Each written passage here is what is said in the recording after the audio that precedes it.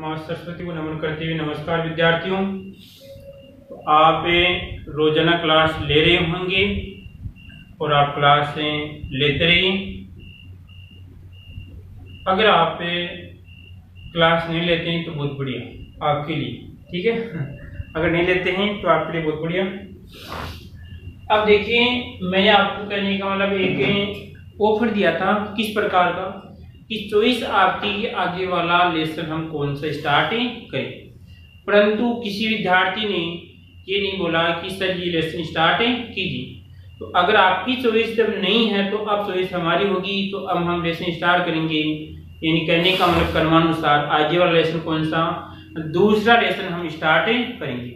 इससे पहले जो पिछले लेसन में कुछ समस्या थी, जैसे क्या एक तो क्वेश्चन था आपका कौन सा, जो एक तो तापमान वाला क्वेश्चन पूछा था, ठीक है। उसमें आएगा 15 के आसपास, जो लगभग आपका ये 15 मिनट में आपकी रिएक्शन है वो क्या हो जाएगी, आपकी कंप्लीट हो जाएगी। तो लगभग 3 के नौजवानों के आंसर सही आ रहे हैं, ठीक है। अब देखिए यहाँ पर आगे अगला दूसरा लेसन है हमारा। लगभग हमने अब तक की जो कक्षाएं हैं जैसे तैसे भी हैं बना रहे हैं आपके लिए, ठीक है। हमारी पूर्ण मेहनत के साथ क्लासें बना रहे हैं। 2 लेसन हमने कंप्लीट कर लिए हैं, ठीक है। अब आप ऐसे सोच रहे हैं कि सर लगभग 2 महीने हो गए, शायद 2 महीने 1.5 महीने के लगभग हो गए सिस्टम, ठीक है। तो 1.5 महीने में सर आपने 2 लेसन कंप्लीट करवाए। तो आप ऐसे सोचिए, क्या आप 1.5 महीने रेगुलर हमारे जुड़े हुए थे? आप भी नहीं जुड़े हुए थे, आप भी कभी क्लास ले रहे थे कभी नहीं ले रहे थे। ये जो आपका 10 से 15 दिन का सिस्टम है, इसमें ही तो आपने रेगुलर क्लास में स्टार्ट किए हैं। अगर आप यही क्रम पहले अपना लेते तो आपके सामने समस्या खड़ी नहीं होती। एक समस्या क्या थी आपके सामने कि आप अदर्स चैनल पे क्लासेस देख रहे थे, तो वहां पर कभी क्लासेस आती हैं या क्लास से कभी नहीं आती, तो वो भी समस्या थी, ठीक है। तो इन समस्याओं के समाधान से कहने का मतलब है कि आप ग्रुप से जुड़े हुए हैं तो आपको रेगुलर क्लास मिलती है, अगर आप ग्रुप से नहीं जुड़े हुए हैं तो आपको क्लास नहीं मिलती है, ठीक है। हमने एक आपके समाधान के लिए टेस्ट का पर्पज बनाया था। टेस्ट का मैटर जो क्या था कि जो विद्यार्थी टेस्ट देगा उसको ग्रुप में रखा जाएगा, वो केवल आपके लिए सिस्टम था। देखो, हमें इस आपकी जो क्लास बना रहे हैं इससे हमें किसी प्रकार का कोई नहीं हो रहा है कि प्रॉफिट हो रहा है, ये हो रहा है। बस हाँ, ये जो बच्चे देख रहे हैं या उनको कोई प्रॉफिट मिल रहा है, ये नहीं कि उनको कोचिंग की व्यवस्था नहीं हो रही, ठीक है। तो उनके लिए हम यहाँ पर क्या रहे हैं, क्लासें बना रहे हैं, ठीक है। हाँ जी भाई, लेसन नंबर कौन सा रहेगा हमारा, दूसरा। इन चैप्टर कौन सा आपका चैप्टर यहाँ पे दूसरा पढ़ेंगे भाई, कौन सा पढ़ेंगे हम, दूसरा चैप्टर पढ़ेंगे, ठीक है। उसका आपका मृदा जीवाश्म पदार्थ नाम क्या है, लेसन का नाम है आपका मृदा जीवांश और आपका पदार्थ। क्या नाम है लेसन का, मृदा जीवांश पदार्थ है, ठीक है। लेसन का नाम देखिए, मृदा हमने पढ़ ली, बहुत पढ़ी हमने, मृदा बहुत पढ़ी, बार बार पहले लेसन है, तीसरा है पूरी मृदा पढ़ी हमने, पूरी केमिस्ट्री एग्रीकल्चर मृदा पढ़ी हुई, ठीक है। पदार्थ के बारे में अच्छे जाने होगा आपने। पदार्थ का मतलब 2 या 2 से समान तत्व या भिन्न भिन्न तत्व से मिलकर, या यहाँ पे समान तत्व क्या होगा, 2 या 2 से अलग तत्व से मिलकर बना होता है।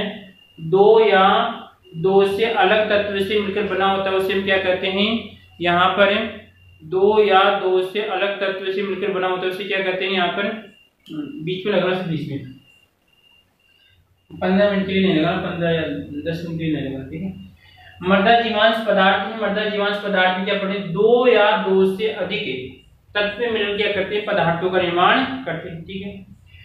अब मृदा के बारे में आपने पढ़ लिया था कि जो स्थल मंडल होता है, स्थल मंडल की कुछ लगभग कुछ सेंटीमीटर से ऊपर जो परत पाई जाती है वो क्या कहलाती है, आपकी मृदा कहलाती है, ठीक है। अब देखिए जीवांश, तो हिंदी भी पढ़ते हैं आप, हिंदी पढ़ रहे हैं। अब मेरे को नहीं पता कि आप कैसे हिंदी पढ़ते हैं, कौन सी चीजें पढ़ते हैं, परंतु अगर हिंदी पढ़ रहे हैं तो ये भी सामान्य जानकारी आपको होनी चाहिए। देखो ध्यान से, इसको ले लेते हैं जीवांश, किसकी बातें हैं, जीवांश। तो संधि विच्छेद क्या होगा बताओ इसका, जीव और प्लस उसका अंश, कौन सा, मतलब कौन सी संधि होगी इसमें, संधि बताओ कौन सी संधि होगी, संधि किससे होगी या कौन सी संधि होगी, और संधि की परिभाषा क्या होती है, इतना भी आप बताइए कि दो वर्णों के मेल को हम क्या कहते हैं, संधि कहते हैं। तो यहाँ पे कौन सी संधि होगी बताओ। तो संधि आपको मैं बता देता हूँ। ये कहेंगे कि सर केमिस्ट्री क्लास है, इसमें हिंदी कहाँ से पढ़ा रही है। देखो पढ़ाने का तरीका कुछ इससे होता है, पूर्ण जानकारी लेके चलेंगे तो आपको भी बाद में कोई समस्या खड़ी नहीं होगी। यहाँ पे देखिए नियमानुसार आपकी शायद दीर्घ होगी, कौन सी होगी, दीर्घाय, कौन सी होगी आपकी, दीर्घ संधि होगी, ठीक है। दीर्घ में कैसा, ल भाई देखो यहाँ पर समझिए, इसमें से क्या निकलेगा आपका जो वह है, और वह के मतलब इसमें ए मिला हुआ है तो इसका ए बाहर निकलेगा, और इधर इसका ए आएगा, यहाँ पर ए। अब दोनों यहाँ पर नियम आ गया, ए का नियम आ रहा है तो क्या बनेगा बताओ, आ बनेगा, क्या बनेगा इसमें, आ बन जाएगा, ठीक है। अब यहाँ पर आ बनेगा, ठीक है। तो आ बनेगा तो इसके बाद वो आपका जीव और आपका ये आधा ए, उसके बाद में यहाँ पर आ और आपका क्या हो जाएगा अंश का मतलब इसके साथ बढ़ेगा, क्या हो जाएगा आपका जीवांश। ले भाई ये आपको क्या बनता है, इस जीवों, तो जीवों का अंश क्या है, जीवों का अंश, आई बात समझ में। तो यहाँ पर जीवांश क्या कहलाएगा, जीवों का अंश। अब सीधी सी बात है थोड़ी, इसमें सजीव पदार्थ, इसमें अधिकतर हमें यहाँ पर निर्जीव पदार्थ लेनी पड़ेगी। तो सीधी सी बात है कि जीवांश क्या है आपका, मृदा जीवांश पदार्थ आपके लेसन का नाम है। अर्थात मृदा में जो जीवांश पदार्थ पाए जाते हैं, जीवों के अंश, जो जीवों के अंश पाए जाते हैं वो क्या कहलाएगा आपका, मृदा जीवांश से कहलाता है। या उनसे क्या होता है आपका मृदा जीवांश तैयार होता है। इसे हम क्या कर सकते हैं, कार्बनिक भी कह सकते हैं, क्या कह सकते हैं इसे, मुख्य रूप से हम कार्बनिक भी कह सकते हैं, ह्यूमस भी कह सकते हैं, ठीक है। तो कहने का मतलब आपकी मृदा में जीवों के अंश पाए जाते हैं, या जीवों के अंश पाए जाने को हम मृदा जीवांश कहते हैं। क्या कहते हैं, मृदा जीवांश कहते हैं। अर्थात जिस मृदा में जीवों के अंश पाए जाते हैं उस मृदा जीवांश से कहते हैं। अब उसमें कौन कौन से आएंगे मृदा जीवांश में, मृदा जीवांश में देखिए आपके कौन कौन से, आपके पेड़ पौधे हैं, घास फूस हैं, पादप की टहनियां हैं, पादप की जड़ हैं, मृत जीव जंतु हैं, और उसके बाद में जैसे आपका कोई भी, जैसे वर्षा ऋतु के अंदर आपने कोई भी पशु, मृत पशु को उसके अंदर गाड़ दिया तो वो भी क्या करेगा, वहां पे जीवांश का कार्य करेगा। अनेक जो आपके केंचुए होते हैं या आपकी दीमक होती है वो भी क्या होती है, मृदा जीवांश का ही भाग होती है। कहने का मतलब जीवांश क्या करते हैं, पौधे के लिए एक पोषक तत्व का कार्य करते हैं। क्या करते हैं, पौधे के लिए क्या करते हैं, पोषक तत्व का कार्य करते हैं, ठीक है। अब अगली बात देखिए यहाँ पर कि जो आपकी खनिज मृदा है भाई, इस मृदा के अंदर जो आपकी मृदा है उस मृदा में इन जीवांश पदार्थों की मात्रा कितनी होनी चाहिए एक पादप की वृद्धि के लिए, एक पादप की ग्रोथ के लिए। से कहें कि जैसे मैं कहूँगा आपको कि आपकी शरीर के विकास के लिए, शरीर की अभिवृद्धि के लिए, शरीर की वृद्धि के लिए आपको कितनी मात्रा में या प्रोटीन की आवश्यकता होगी, कितने आपकी कैलोरी की आवश्यकता होगी, ठीक है, कितनी या फिर कार्बोहाइड्रेट की आवश्यकता होगी। तो उसी प्रकार कि एक मृदा के अंदर पादप की वृद्धि के लिए कितनी मात्रा में जीवांश पदार्थ होने चाहिए। तो ये कह रहा है यहाँ पे अकॉर्डिंग टू सिलेबस के अनुसार हम देखते हैं 0.1 से लगभग 5%, 0.1 से 5% आपकी इसमें जीवांश पदार्थ की मात्रा होनी चाहिए। अर्थात खनिज मृदा में, कौन सी मृदा में, खनिज मृदा में जीवांश पदार्थ की मात्रा, जीवांश पदार्थ की मात्रा कितनी होती है, यहाँ पे 0 पॉइंट कितनी होती है, 1 से कितनी होती है 5%, कितनी होती है 0.1 से 5% पाई जाती है। जैसे मान लीजिए यहाँ पर कुछ 70 ग्राम आपकी मृदा है, कितनी है 70 ग्राम मृदा है, तो बताओ इसके अंदर कितने ग्राम जीवांश पदार्थ होगा। तो इसका क्या निकालना, आपको 5% निकालना है।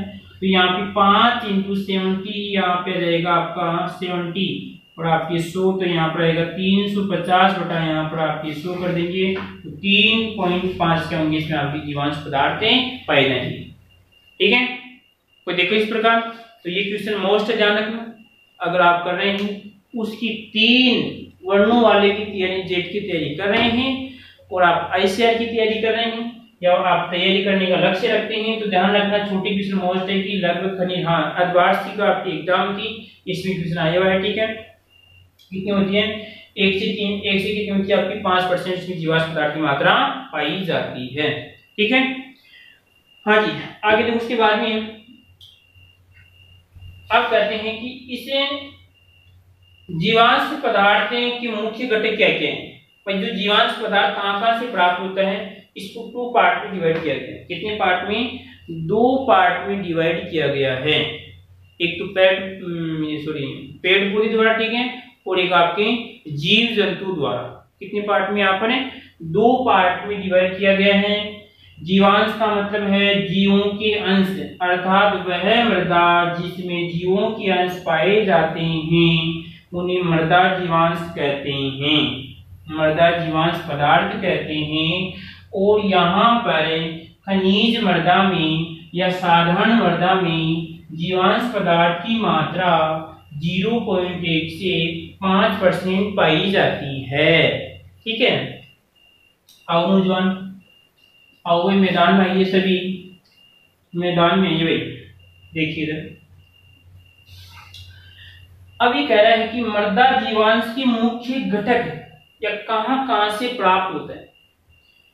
प्राप्त तो बहुत है, जैसे पेड़ पौधे टहनी है, जैसे मान लीजिए आपका कोई पेड़ है, कहने का हाथ है, ये मान लीजिए आपका पेड़ है, इसकी जड़ से भी जीवाश्म पदार्थ प्राप्त होता है, इसके जो यहाँ पे तना है इससे भी प्राप्त होता है, इसकी टहनी है इससे भी क्या होता है, जीवाश्म पदार्थ प्राप्त होता है। तो ऐसे लिखेंगे तो आपकी रमन बढ़ जाएगी। तो हम करते हैं क्लासिफिकेशन, यानी वर्गीकरण करते हैं। तो वर्गीकरण का मतलब है कि 2 हमें कहां से प्राप्त होगा, एक तो हो जाएगा आपका पादप पे, तो रहेगा पादप पे, और दूसरा आपका जीव और आपका जंतु, ठीक है। तो आप मेरे को बताना आप जीव हो या जंतु, ये आपको कमेंट में बताना भाई, आप जीव हो या जंतु, ठीक है। आपको बताना अगर आप जीव हो तो फिर जंतु कौन है, और अगर जंतु तो आप जीव कौन है, आपको बताना पड़ेगा, ठीक है। जीव जंतु। उसके बाद में यहाँ पर है कि पादप को यहाँ पर 2 पार्ट में किया गया, यहाँ पर आपके, तो यहाँ पर क्या पेड़ और आपके पौधे। पेड़ पौधे, इन दोनों भी अंतर बताना है, पेड़ और पौधे में अंतर क्या होता है, ठीक है। पेड़ पौधे और आपके यहाँ पर फसल, और यहाँ पर ये तो है, इसका कोई यहाँ पर अलग यूनिट नहीं किया गया। कहने का मतलब है जीवांश हमें कहां से प्राप्त होता है, देश के नौजवानों यहाँ पर पादप और जीव जंतु से प्राप्त होता है। आपको ये बताना पड़ेगा देश के नौजवानों, अगर आप मेरी क्लास रुचिपूर्ण या इंटरेस्ट के साथ क्लास ले रहे हैं तो जीव जंतु में अंतर बताना पड़ेगा, जीव किसे कहते हैं, जंतु किसे कहते हैं, और यहाँ पर पेड़ किसे कहते हैं, पौधे किसे कहते हैं। आप हंस रहे होंगे इस सर ऐसा सिंपल क्वेश्चन है, अरे सिंपल क्वेश्चन है तो ही तो आंसर दीजिए, आप आंसर दीजिए कि पेड़ और पौधे में अंतर क्या है और यहाँ पर जीव जंतु में अंतर क्या है, ठीक है।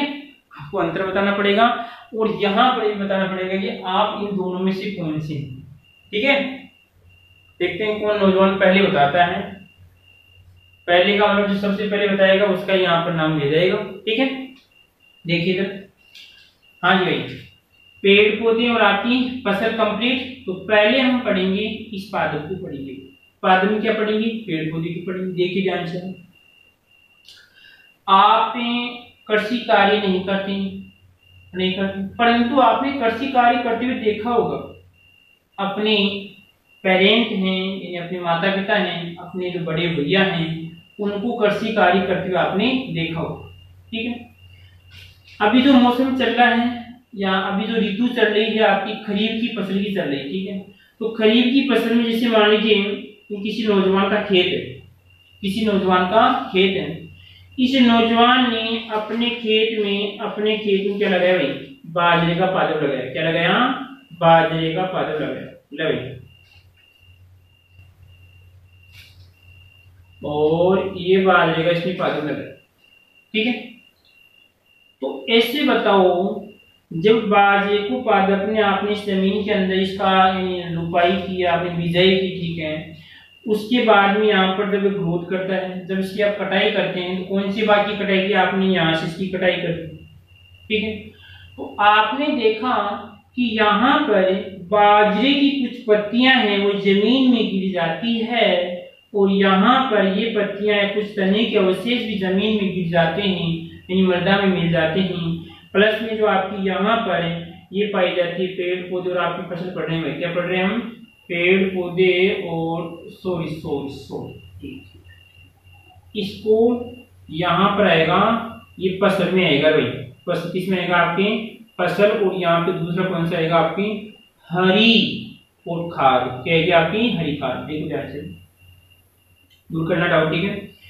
जब आपने फसल लगाई या फसल का जो भी पेड़ आपने पौधा लगाया, ठीक है, और पौधा लगाया, तो उसके बाद में आप इसकी कटाई की, कटाई करने के बाद में इसकी जड़ी भी इसके अंदर रह गई, ठीक है।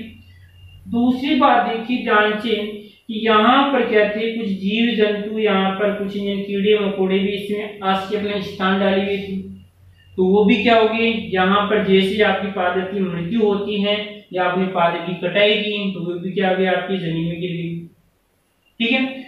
तो कहने का मतलब है जो पादप की टहनी थी या पादप की जो पत्तियां थी, जो यहाँ पर इसकी जड़ थी, वो जड़ क्या करेगी, यहाँ पर इस जड़ के अंदर जो पदार्थ पाए जाते हैं, कार्बनिक पदार्थ पाए जाते हैं, वो कार्बनिक पदार्थ क्या हो जाते हैं, आपके अपघटित हो जाते हैं, अपचेत हो जाते हैं, और अपचेत होकर क्या करते हैं, यहाँ पर आपके उस ह्यूमस का निर्माण करते हैं। इसका निर्माण करते हैं, ह्यूमस का निर्माण करते हैं, ह्यूमस का क्या करते हैं, निर्माण करते हैं। ह्यूमस एक कार्बनिक पदार्थ होता है, तो यहाँ पर जीवांश पदार्थ, जीवों के अंश है यहाँ पर है। ये जो आपके पेड़ पौधे की पत्ती की टहनियां हैं, ये टहनियां जब मिट्टी में मिलेगी, मिट्टी में मिलने के बाद में क्या होगी, इनका अपघटन होगा या अपक्षय होगा। अपघटन और अपक्षय होने के बाद में क्या होता है, एक बारीक लगभग आपकी काले व भूरे रंग का एक पदार्थ बनता है, कार्बनिक पदार्थ बनता है। उस कार्बनिक पदार्थ का नाम क्या होता है, ह्यूमस होता है। क्या होता है, ह्यूमस होता है। अर्थात इसमें पादप के लिए आवश्यक क्या होते हैं, पोषक तत्वों की मात्रा होती है। इसका निर्माण कैसा हुआ, आपकी पादप की कोई पत्ती टूट गई, टहनी टूट गई, या आपने बचपन की अवस्था अगर आपकी चल रही होगी, उसमें आपने गलतियां की होगी, किसी पादप की आपने टहनी तोड़ दी होगी, वो आपकी मिट्टी में गिर जाती है, कुछ समय बाद में क्या हो जाती है, वहां से गायब हो जाती है। तो इसका मतलब क्या था, उसी पर जीवाणु की क्रिया हुई, या यहाँ पर उसका अपक्षय हो गया, अपघटन हो गया। कहने का मतलब देश के नौजवानों कठिन से किसी में बदल गई, वो सरल में बदल गई। किसी में बदल गई, कठिन से सरल में बदल गई। और सरल में बदलने के बाद में कहने का मतलब उसकी जो रासायनिक बंध थी, कठोर रासायनिक बंध थी, वो टूट के आपकी सरल बंध बन गई, और उससे क्या हो गया, आपकी ह्यूमस का निर्माण हो गया। और ह्यूमस काले भूरे रंग का क्या होता है, कार्बनिक पदार्थ पाया जाता है। ठीक है, ये लिख दोगे इसमें, कोई दिक्कत किसी को इसमें? फसलों के अवशेष आपके पेड़ को लिख दिया आपने, ठीक है। उसी प्रकार दूसरी बात देखिए, दूसरी बात देखो ध्यान से, आपने देश के नौजवानों एक नाम सुना होगा एग्रीकल्चर में, फसल एकांतरण। क्या नाम सुना आपने, फसल एकांतरण आपने नाम सुना होगा, ठीक है। दूसरी बात देखिए देश के नौजवानों, जब आप कहने का मतलब फसल उगाते हैं मतीरा, किसकी, मतीरा या तरबूज, किसकी, तरबूज की जब आप फसल उगाते हैं, ठीक है, या आप फसल उगाते हैं मूंगफली, कौन सी फली, मूंगफली, और या आप उगाते हैं गंवार, किसकी उगाते हैं आप, गंवार, ठीक है। इनकी जब फसल उगाते हैं, और कहने का मतलब जब मतीरे की आपने फसल उगाई, जैसे आपने मतीरे का उपयोग कर लिया, मतीरे आपने अपनी फसल प्राप्त कर ली, तो आप क्या करते हैं, तुरंत यहाँ पे जो मतीरे की जो फसल होती है उस पर क्या करते हैं, उसकी यहाँ पर जैसे भी गहरी जुताई करके जो भी इसकी घास को उसको नीचे दबा देते हैं। इसी प्रकार मूंगफली होती है, तो मूंगफली की पत्तियां सूख जाती है, तो वो भी क्या करती है, वहां पे खाद का कार्य करती है। गंवार की जो यहाँ पे गंवार है, जो मूंग है, वो भी क्या करती है, उनकी पत्तियां क्या करती है, वहां पे हरी खाद का कार्य करती है। ठीक है, तो यहाँ पर हरी खाद वाली जो फसलें हैं आपकी, जैसे मतीरा है या तरबूज है, मूंगफली है, गंवार है, सनई है, ढेंचा है, मूंग बता दी मैंने सभी आपको, तो वो क्या करते हैं, इनके जो पादपों के अवशेष होते हैं, क्योंकि जैसे गंवार होता है, गंवार की केवल हमें फली प्राप्त होती है, केवल डंठल हमें प्राप्त होता है, पत्तियां पूरी सूख के नीचे झड़ जाती है। मूंग में भी ये सिस्टम होता है, मूंग की पत्तियां जो होती है, तो मूंग यहाँ पे जो इसकी जो हरी अवस्था के अंदर, कैसी अवस्था में, हरी अवस्था में पत्तियां गिर जाती है, वो क्या करती है, लगभग आपकी हरी खाद का कार्य करती है। ठीक है, कोई दिक्कत नहीं आ रही किसी को इसमें।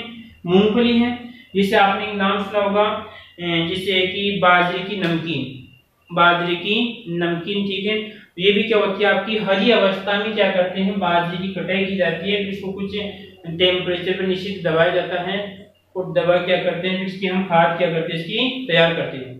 ठीक है, तो आपको याद रखना है कि यहाँ पर जो जीवांश पदार्थ होते हैं, जीवांश पदार्थ पेड़ पौधे पशुओं की जो अवशेष होते हैं उनसे प्राप्त होते हैं। ठीक है, और यहाँ पर जो हरी खाद होती है, हरी खाद में ध्यान रखना, मुख्य रूप से क्वेश्चन आ सकता है कि कौन कौन सी आपकी, जैसे गंवार है, सनई है, ढेंचा है, आपकी मूंग है। ठीक है, ये तो क्या आपकी अकॉर्डिंग सिलेबस, परंतु अगर हम आप जैसे मूंगफली है, वो भी क्या होती है, आपकी हरी खाद के रूप में ही बहुत ही योगदान करती है। ठीक है, बोले आते किसी को लेकर किसी में आगे देखो, उसके बाद में आता है आपके जीव जंतु। क्या आते हैं आपके जीव जंतु। अभी जो मौसम चल रहा है, या जो अभी आपकी ऋतु चल रही है, आपकी वर्षा ऋतु भी है। ठीक है, तो वर्षा ऋतु के अंदर कहने का मतलब जैसे कीड़े मकोड़े हैं, जैसे आपका केचुआ है, दीमक है, ठीक है, चींटी है, या इनकी जो क्या मात्रा यहाँ पे आपकी ज्यादा, संख्या क्या ज्यादा बढ़ रही थी। परंतु ऐसे बताइए, जब इनकी यहाँ पे संख्या, जैसे मान लीजिए आपकी, या आपका कोई भी यहाँ पे आपका खेत है, इस खेत में क्या हुआ, यहाँ पे आपकी केचुओं की संख्या बढ़ जाती है। ठीक है, दीमक की संख्या यहाँ पे बढ़ रही है। ठीक है, और इसी प्रकार यहाँ पे जैसे चूहे यहाँ पे जमीन के अंदर है यहाँ पे। ठीक है, आई बात समझ में। अब ऐसे बताइए, जैसे ही वर्षा ऋतु चली जाएगी, ठीक है, तो वर्षा ऋतु जाएगी, तो यहाँ पे केचुए आपके यहाँ पे नीचे दबे हुए हैं। ठीक है, जब इसको पर्याप्त मात्रा में नमी नहीं मिलेगी, इसी प्रकार यहाँ पे आपके मेंढक ये, ठीक है, जब इनको पर्याप्त मात्रा में नमी नहीं मिलती है, तो आपकी जो मिट्टी है, मिट्टी जो मृदा है, उसके अंदर जो है मृत्यु हो जाती है। इसी प्रकार जैसे आपकी कभी पशु की मृत्यु हो जाती है। ठीक है, तो क्या करते हैं आप, जैसे यहाँ पे गड्ढा खोदते हैं, उसको इस जमीन में डालते हैं। ठीक है, तो ये क्या करते हैं, ये पदार्थ कुछ समय बाद अवगठित व अपचित होकर, यानी कहने का मतलब कठिन पदार्थों से सरल पदार्थों में परिवर्तित हो जाते हैं, और किसका निर्माण करते हैं, हुमस का निर्माण करते हैं। और हुमस के बाद में क्या होता है, काले रंग का आपका जो कार्बनिक पदार्थ, किसका निर्माण, सॉरी, जीवाश्म का निर्माण होता है। जीवाश्म में क्या होता है, आपका हुमस का निर्माण होता है। ठीक है, कोई भी यहाँ पे जैसे मेंढक नीचे दब गया, ठीक है, या आपका कोई चूहा दब गया, ठीक है, या आपका कोई भी पशु आपके अंदर, यहाँ पे आप कुछ दिनों बाद में देखते हैं, तो वहां पर आपको पशु दिखाई नहीं देता है, तो कहाँ पे चला गया, उस पर रासायनिक किया हो गई, कहने का मतलब कठिन चीज मिल गया, आपकी सरल पदार्थ में इसका अपचित हो गया, विघटन हो गया। विघटन होने से क्या होता है, आपकी जीवाश्म मात्रा में क्या होती है, वृद्धि होती है। वृद्धि के लिए आपकी हुमस की मात्रा में क्या होगी, आपकी वृद्धि होगी। बोले यहाँ तक कोई दिक्कत इसमें लिख सकते हो आप आसानी से। क्या लिखोगे इसमें, आप नोट शीट बना रहे हो, तो आपको लिखना है, चीज को ध्यान सुनिए आप। जीवांश से पदार्थों की उत्पत्ति मुख्य रूप से दो प्रकार से होती है। पहला लिखिए, पहला लिखोगे आप इसमें, पादप है, पेड़ पौधे व फसल तथा पेड़ पौधे फसल और हरी खाद, ये पहले का है। ठीक है, और दूसरा आएगा इसमें आपका जीव जंतु द्वारा, तो आपका दूसरे का अलग। ठीक है, अब यहाँ पर पेड़ पौधे और फसल के बारे में क्या लिखेंगे आप कि पेड़ पौधों की टहनियाँ हैं, पेड़ पौधों की आपकी टहनियाँ, पेड़ पौधों की टहनियाँ, जड़ें, पेड़ पौधों की टहनियाँ, जड़ें, फसलों के अवशेष जब मिट्टी के अंदर दब जाते हैं, तो जीवांश पदार्थों का निर्माण होता है। जीवांश पदार्थों का निर्माण होता है। आगे आगे क्या लिखोगे यहाँ पे, अनेक प्रकार की हरी खाद भी जीवांश की मात्रा में वृद्धि करती है, जैसे स्नेही, डेसा, मूंग आदि। ठीक है, उसके बाद लिखोगे आप कि यहाँ पर जीव जंतु के अवशेष भी जीवांश पदार्थ की मात्रा में वृद्धि करते हैं, जैसे मरे हुए जीव जंतु के अवशेष, केंचुए, दीमक, चींटियां आदि पदार्थों आदि के अंश अपघटित होकर जीवांश की मात्रा में वृद्धि करते हैं। ठीक है, उसके बाद देखिए आपका जीवांश का कंपोजिशन करने का मतलब संगठन, जीवांश में कौन कौन से पदार्थ पाए जाते हैं।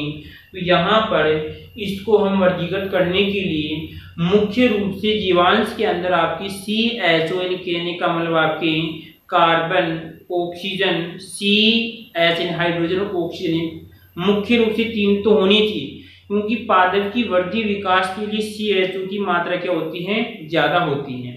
ठीक है, तो देखिए आप ध्यान से हम क्या कर रहे हैं, इनका कंपोजिशन बना रहे हैं कि जीवांश पदार्थ में कौन कौन से, या जीवांश आपका पदार्थ है मृदा जीवांश, इसमें कौन कौन से आपके तत्व या कौन कौन से यौगिक पाए जाते हैं, कौन कौन से पदार्थ पाए जाते हैं। देखिए यहाँ पर इनका वर्गीकरण करते हैं भाई। वर्गीकरण यहाँ पे 2 पार्ट में डिवाइड है, 2 पार्ट में इसको वर्गीकृत किया गया है। पहला आएगा देश के नौजवानों, यहाँ पर आपका कार्बनिक, कौन सा कहलाएगा आपका कार्बनिक, और यहाँ पे आगे वाला कौन सा आएगा आपका अकार्बनिक, कौन सा आएगा आपका अकार्बनिक, कार्ब और आपका लवण, अकार्बनिक। ठीक है, सीधी सी बात है, ऐसा जीवाश्म जिसमें कार्बन की मात्रा पाई जाती है, जिसमें कार्बन की मात्रा पाई जाती है वो तो कहलाएगा आपका कार्बनिक कहलाएगा, और जिसमें कार्बन की मात्रा नहीं है वो कहलाएगा आपका अकार्बनिक। तो जैसे आप देखिए कैल्शियम, मैग्नीशियम और आपका manganese, calcium, magnesium, manganese, potassium, और आपका यहाँ पर Zn है, कॉपर है, Fe है, इनमें क्या होते हैं, सभी आपके अकार्बनिक है, इनमें किसी में कार्बन की मात्रा नहीं है। कभी देश के नौजवान इस बात को लेकर नहीं बैठना कि सी तो इसके साथ जुड़ा हुआ है, या आपका कैल्शियम है। ठीक है, इसी प्रकार देखिए आपके कार्बनिक में, देखिए कार्बनिक को 2 पार्ट में डिवाइड किया गया है। यहाँ पर आपका नाइट्रोजन युक्त है, यानी कहने का मतलब ऐसे कार्बनिक यौगिक जिसमें नाइट्रोजन पाई जाती है, और ऐसे कार्बनिक यौगिक जिसमें नाइट्रोजन नहीं पाई जाती है, N2 रहित। ठीक है, अब यहाँ पर इसको भी 2 पार्ट में डिवाइड किया गया है। देश के नौजवानों, यानी वे कार्बनिक, वे नाइट्रोजन युक्त कार्बनिक पदार्थ, वे नाइट्रोजन युक्त कार्बनिक पदार्थ जो जल में विलय हैं, क्या कहलाएंगे आपके जल में विलय, कहने का मतलब जल में घुलते हैं।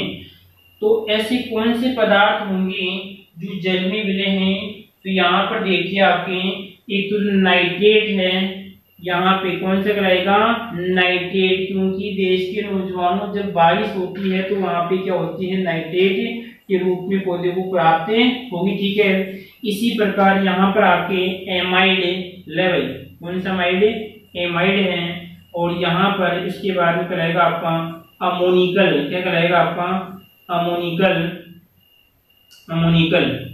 ये सभी क्या हैं, ये कैसे पदार्थ हैं, ये नाइट्रोजन कहने का मतलब जल में विलय N2 युक्त कार्बनिक पदार्थ हैं।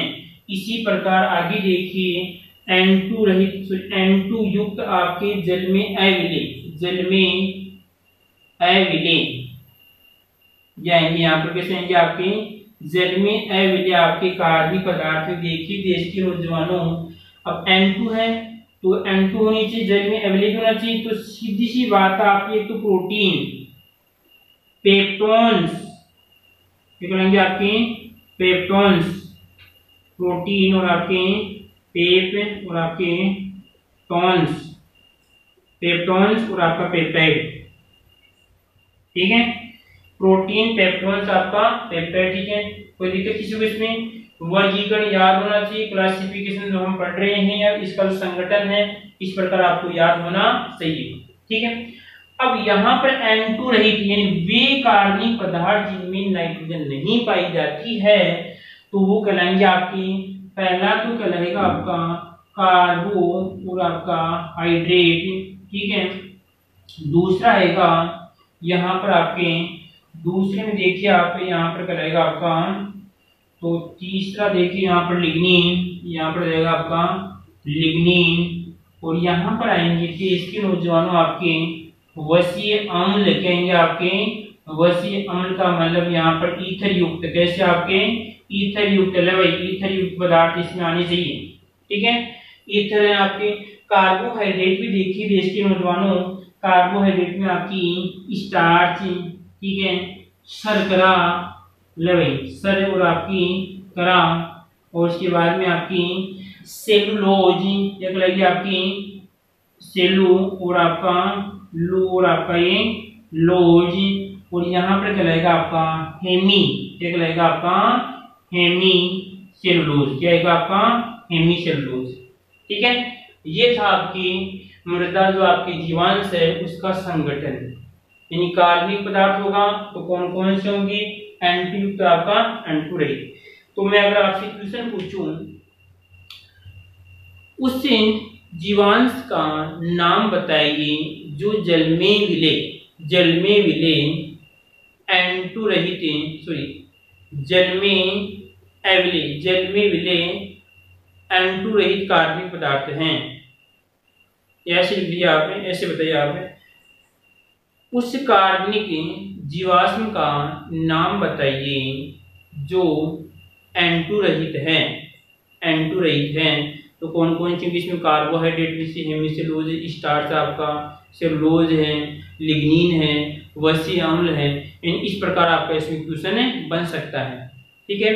अगर आपसे पूछे कि इसका वर्गीकरण, तो आपको इस प्रकार इसका वर्गीकरण स्पष्ट कर सकते हैं, ऐसे याद होना चाहिए। वैसे जैसे आपको मैं से पूछूं तो आपको तुरंत अंगुली यहाँ पर से ये होगा, यहाँ पर ये होगा, ठीक है। उसके बाद देखिए कि अगर हमने क्या पढ़ा था कि जो आपकी मृदा है उस मृदा के अंदर जीवाश्म पदार्थ की मात्रा कितनी पाई जाती है, 0.1 से 5% पाई जाती है। इस 0.1 या 5% में आपकी कार्बोहाइड्रेट का स्टार्च, शर्करा, सेलुलोज, हेमिसेलुलोज और आपकी जैसे प्रोटीन्स हैं, और ये प्रोटीन्स की मात्रा कितनी पाई जाती है वो भी हम देख लेते हैं यहाँ, ठीक है। उनका परसेंटेज भी हम देख लेते हैं, ठीक है। तो देखिए ध्यान से आप,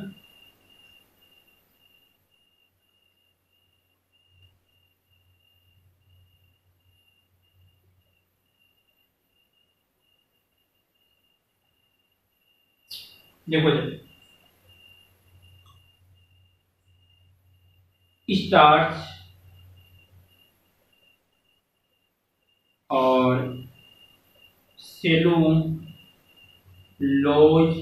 यानी कहने का मतलब इस 1 से 5% का मतलब कितना परसेंट के स्टार्च पाई जाती है, कितना परसेंट आपका सेलुलोज हो सकता है, ठीक है भाई। हो सकता है मात्रा कम भी हो सकती है, नहीं कि सर टोटल 100 होना चाहिए, मात्रा कम भी हो सकती है, ज्यादा भी हो सकती है। और आपका हेमी सेलुलोज, हेमिसेलुलोज, ठीक है। इसी प्रकार इस स्टार्च से सेलुलोज है, हेमिसेलुलोज हैं, और आपका लिग्निन,